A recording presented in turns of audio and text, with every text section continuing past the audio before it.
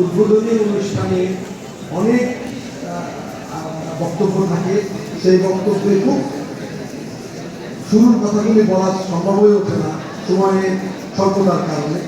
সেজন্য আমি আপনাদের নতুন, আমরা সবাই শেষের দিকে আমরা লাস্ট ল্যাপে দৌড়াচ্ছি। আপনারা যখন আপকামিং যারা আছে অসংখ্য আমাদের শিক্ষক গবেষক ছাত্রছাত্রী, তাদের কতগুলি জিনিস এখন তো উদ্ধারণ করতে হবে যে বিএফআরের একটি ইউনিক প্ল্যাটফর্ম, যে প্ল্যাটফর্মে আমরা প্রতি 2 বছরে একবার মিলিত হই। আমরা কে কোথায় কী করছি সেটাকে সামনে নিয়ে আসি।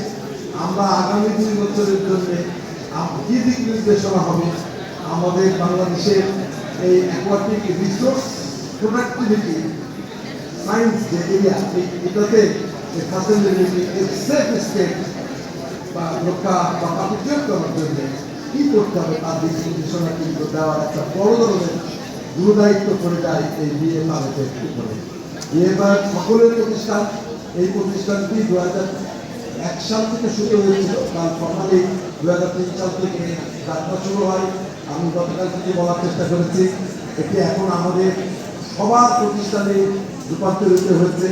আমরা যারা চলে যাচ্ছিলাম, বিশেষ করে আজকে বিশেষজ্ঞ উনি বলেছেন, ডক্টর ফরিদ ভাইয়ের সাথে কথা হচ্ছিল, অত্যন্ত এজেন্টে আছেন উনি, অত্যন্ত মানে কথিত দশা। আপনারা জানেন যে আমাদের যে থাই যে পাঙ্গাস, সেই থাই পাঙ্গাসের কিন্তু ইংলিশগুলিটা কিন্তু উনি সফল করেছেন। সেই ধরনের ব্যক্তিবর্গ আমাদের সাথে আমরা ডাকলেই বিভিন্ন ধরনের পরামর্শ তারা দিয়ে থাকে। সকলের পরামর্শের ভিতরে যে পরামর্শটা খুব গুরুত্বপূর্ণ সেটি হলো যে আগামী দিন টিকে থাকতে হবে। আমরা সকলেই কিন্তু বিভিন্ন দেশে এবং বিদেশে বিভিন্ন বিশ্ববিদ্যালয়ে পড়াশোনা করা, তার সেমিনারে অংশগ্রহণ করা, এগুলি কিন্তু আমাদের একটি রুটি হওয়া। সেই জায়গায় বর্তমানে আমরা যে আমি গতকাল বলার চেষ্টা করছিলাম, বর্তমানে যেটা দেখতেছি সেটি কিন্তু আমাদের সেই পথে ধাবিত হতে হবে যদি আমরা এই সেক্টরটাকে সাস্টেনেবিলিটি রাখতে চাই। আমরা এই মাঠ পর্যায়ে বিএফআরের এই সম্মেলনটাকে সামনে মাঠ পর্যায়ের অনেকগুলি কোম্পানি বিশেষ একতাদের সাথে জড়িত, তাদের সাথে কিন্তু যোগাযোগ করি। ওনারা কিন্তু একই কণ্ঠে কিন্তু বলছেন যে টিকে থাকতে হবে, হিউজ কম্পিটিশন, আর টিকে থাকতে হলে টেকনোলজি দরকার। আমাকে বলছেন 3টে প্রধান কোম্পানি আমাকে বলছে যে আপনারা স্পিসিস দেন, আমরা যে স্পিসিসে এখন বাজারে নিয়ে এসেছি এগুলির গ্রোথ ইন্টারাপ্টেড হয়ে যাচ্ছে।